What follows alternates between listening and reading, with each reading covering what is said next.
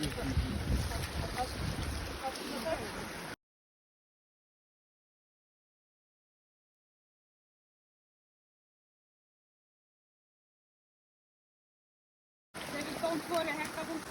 to the real world.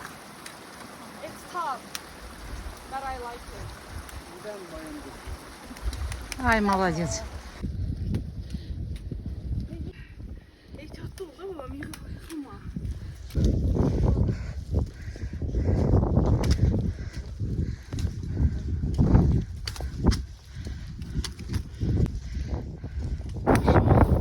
Dağın başındayıq. Ayağımız bugündə. Keş görüm sənin ayağın. Sən yaxşıdır, təmizləmirsən. Məryəm ayağın necədir? Geçin.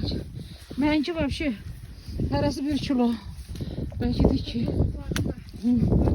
Belə çıxmışıq. Yaylaqdır. Biz oradan gəldik. Bax bu dağla o dağın arasından. O tərəf qırız tərəfdir, ora Qalaxudaqdır, Xınalıqdır. Gözəllikdir.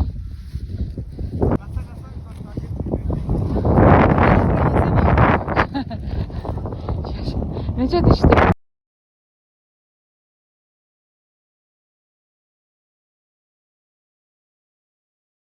Oy da, nə gözəldir. Gözəldir. Möhtəşəm mənzərə.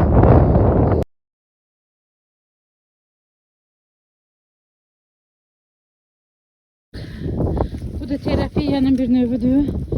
Terapiya belə palçıqla. Bunun da ləzzəti var. Daha ayağını qaldıra bilmir. Oy. Bu alpiyski qorxudan necə zövq almayasan. Bunlardan necə zövq almayasan.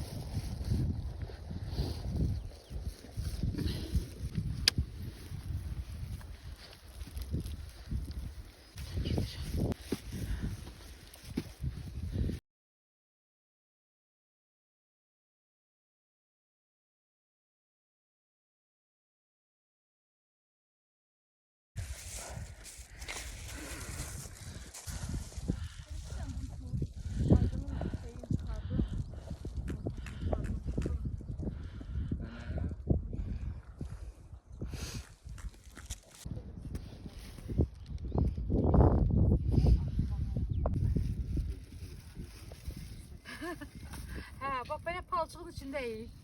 Ayağımda 1-2 kilo palçık var yəqin ki. Oy.